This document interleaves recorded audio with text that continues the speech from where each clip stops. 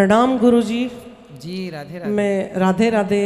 मैं गौरी तिवारी यहाँ थाना हीरानगर में ही पदस्थ हूँ। मेरा प्रश्न ये है गुरुजी, मेरा बेटा है 24 साल का, वो ब्लाइंड है, उसे बिल्कुल नहीं दिखाई देता है और संगीत का ज्ञाता है, उसको गॉड गिफ्ट है संगीत का, सारे इंस्ट्रूमेंट बजा लेता है सब।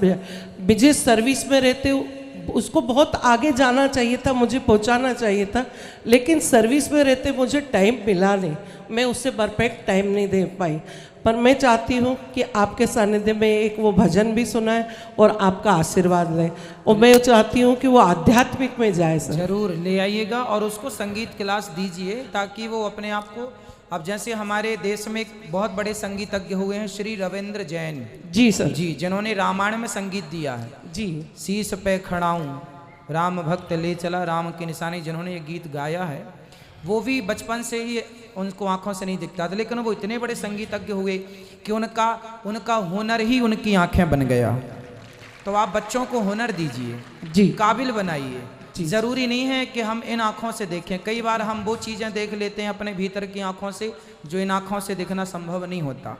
तो आपके बच्चे का यदि रुझान संगीत में है तो ये श्रेष्ठ है। वो सारे इंस्ट्रूमेंट बजा लेता है, उसको सब गॉड गिफ्ट है। और संगीत का टीचर भी आसरा चैनल में, आसरा संस्था में जो मूक बधिर बच्चे होते हैं उनको वो संगीत सिखाता है। तो ले आना, ये दास भी दर्शन करेगा। जी गुरुमान, खुश रहिए, खुश रहिए।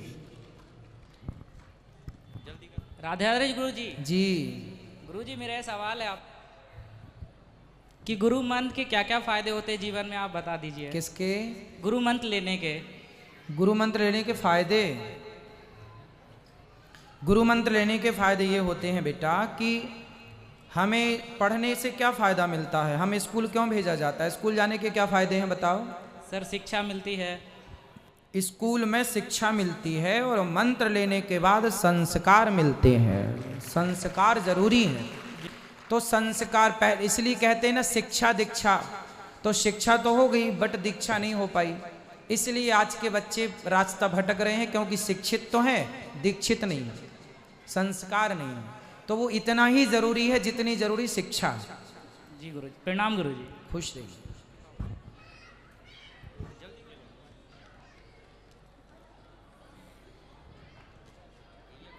महाराज जी जय जय श्री राधे कुंज बिहारी श्री हरिदास। महाराज जी वृंदावन टटिया स्थान से कृपा पात्र हूँ।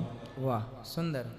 महाराज जी ध्यान में बैठता हूँ माला लेके, जब मंत्र का जाप करता हूँ, विचरण वृंदावन का ही रहता है, पर विचरण करते करते करते गुरु मंत्र छूट जाता है, पर विचरण मेरा चलता रहता है वृंदावन का, पर गुरु मंत्र मेरा छूट जाता है और पर विचरण, और फिर समय भी निकल जाता है मेरा माला का।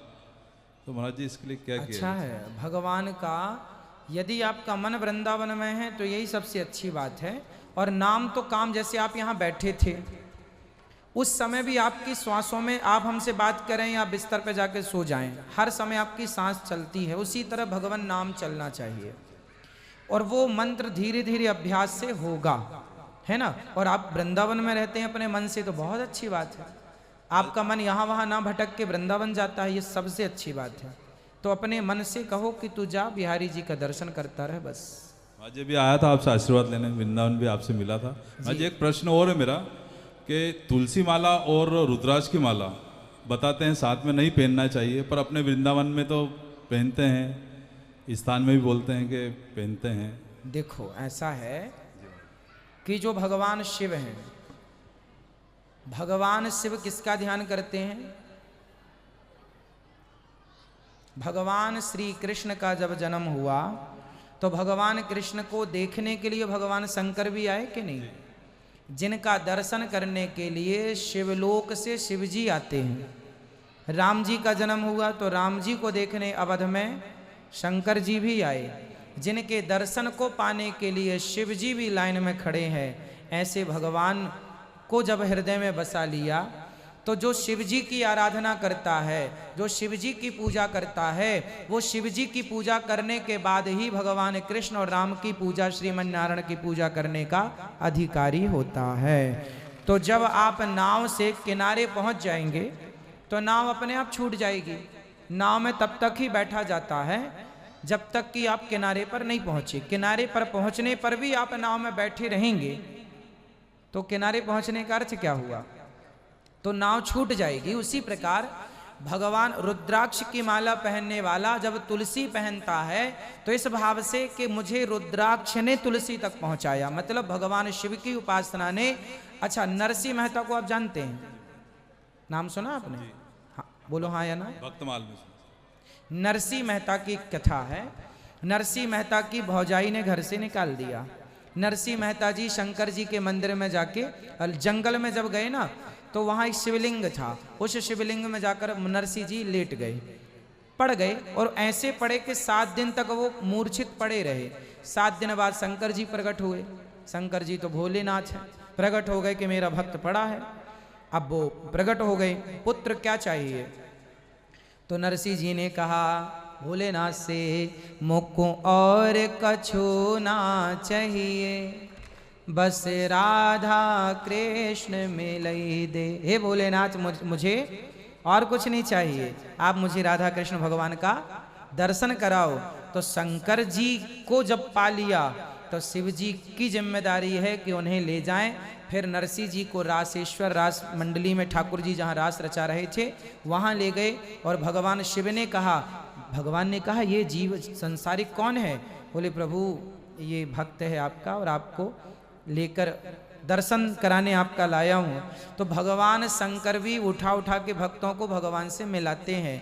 अंत में नरसिंह जी ने भगवान श्री कृष्ण को प्राप्त किया। तो शंकर जी को पाने के बाद भी ईश्वर को पाना लक्ष्य रह जाता है, क्योंकि शंकर जी भी आपको ले जाकर भगवान राम या कृष्ण की गोद में डालेंगे, श्रीमन नारायण की गोद में डालेंगे।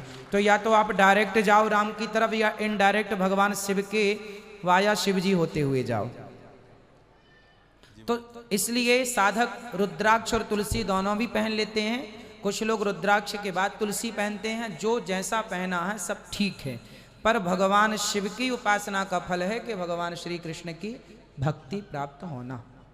श्री राधे दंडवत प्रणाम महाराज जी। कुंज बिहारी श्री हरिदास। श्री हरिदास, श्री हरिदास।